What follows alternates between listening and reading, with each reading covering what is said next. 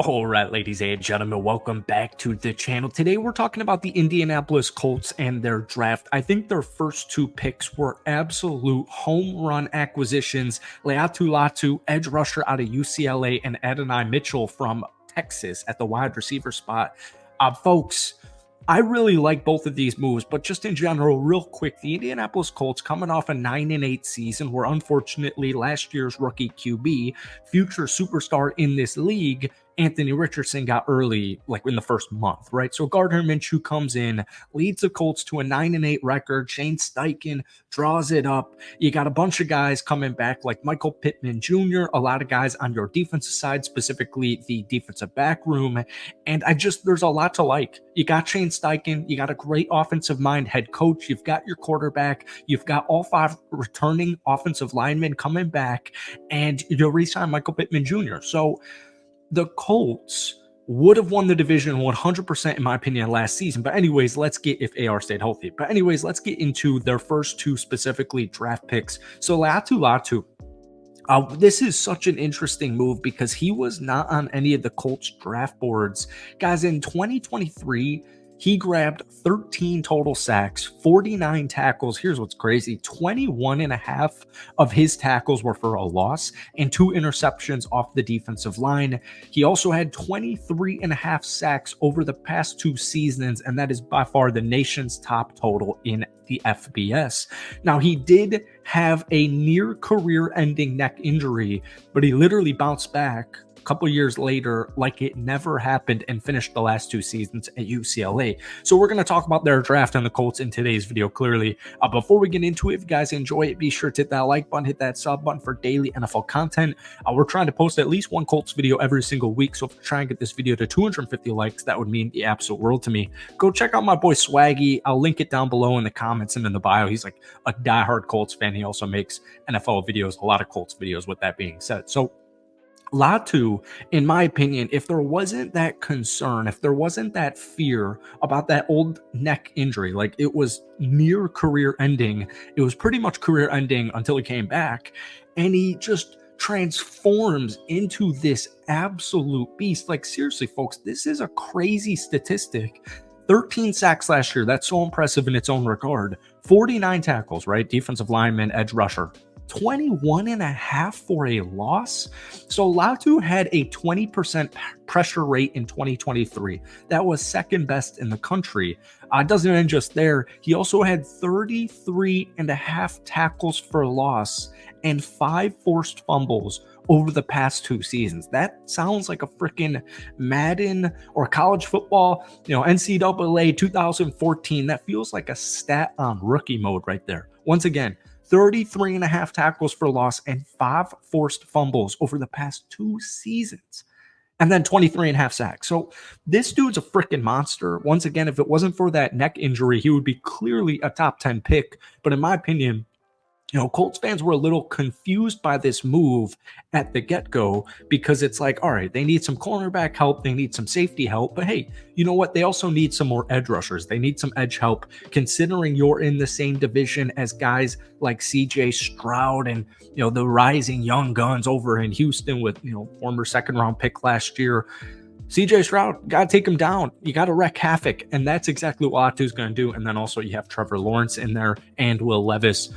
But man, if you're the Houston Texans, you are not thrilled with the Latu selection. So moving on to the round 2, Adonai Mitchell, wide receiver out of Texas. This surprised a lot of Colts fans because wide receiver is not a pressing position by any means. I saw a lot of mock drafts where they were going to go with like Brock Bowers, a tight end in the first round.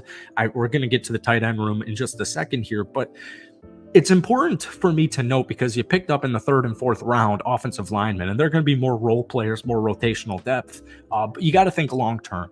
You have a rookie QB who practically played like 3 football games, right? And he's your future. And so what do you need to do? You need to keep surrounding him with weapons. And that's what we saw with the selection of Josh Downs last year at the wide receiver spot. Josh Downs probably had the most under-recognized, or at least one of the most under-recognized rookie seasons, not only at his position at the wide receiver spot, but just in the NFL in general. The Colts were kind of forgotten about because of Anthony Richardson's season-ending injury, and Gardner Minshew and Shane Steichen just kept drawing it up, and they just kept on winning football games. Jonathan Taylor comes back healthy, and they just kind of flew under the radar all last season. And just, I'm from the Chicagoland area. That just kind of seems like it's the MO with Indianapolis or Indiana sports teams. But guys, you need to keep surrounding him with weapons. So Mitchell, 4.34 40-yard dash at the NFL Scouting Combine. He had a breakout year last year, his first season at Texas, 11 touchdowns. That was tied for fifth most in a single season in school history. His total stats last season at Texas, 55 catches for 845 yards, averaging over 15 yards per catch and 11 touchdowns. Now, here's a fun fact. He has 5 receiving touchdowns in college football playoff games in 3 combined seasons at Georgia and Texas. So he spent his first 2 seasons at Georgia, was very deep down in that rotation, and he has the second most college football history receiving touchdowns with 5 behind former Alabama star Devontae Smith at 8. Sorry, that was just kind of a confusing stat to read right there. In 2023, nearly 20% of his receptions were coming off vertical routes. So Anthony Richardson joked about it recently, saying he wants to throw the football down the field this upcoming season. So what this does is now your wide receiver room is it's like absolutely loaded. Mitchell was kind of projected as a borderline first round pick, and they also traded back a little bit for that. So Michael Pittman Jr., underrated, underrecognized all across the NFL. Mitchell at wide receiver 2, Josh Downs is your slot, and then you got Alec Pierce, who is entering his 3rd year. It's going to be a big year for Alec Pierce. I get it, a little bit inconsistent, but you have a really good wide receiver room. Then obviously Jonathan Taylor's coming back. He was healthy last season. You got Anthony Richardson, and the tight end room is interesting because they didn't make a move for this in the draft. Jelani Woods, in my opinion, he missed all of last season. I think he's the truth. I think he's the real deal. If he can stay on the football field this upcoming season, I think he's your long-term answer at the tight end spot. So we'll talk more about their remaining draft picks in our next video because we didn't get or ran out of time here. One guy that really stood out to me in the 5th round, once again, they needed some defensive back depth long-term. Jalen Simpson, safety out of Auburn. Potential free safety here. 4 interceptions for Auburn last season. He's played in a bunch of systems under a bunch of different coordinators. He's got good range and coverage. In 2023, with those 4 interceptions, he had 3 passes defended and an impressive 87.4 coverage grade per PFF. So he's going to compete and he might get some playing time. That's as it is right now. That's it. That's all we got time for in today's video. So thank you guys for watching. Hit that like button, hit that sub button, and go ahead and give me a grade on the Colts overall draft. I think Latu's an A+. If he stays healthy, this dude is an actual, at least a minimum borderline floor star right there.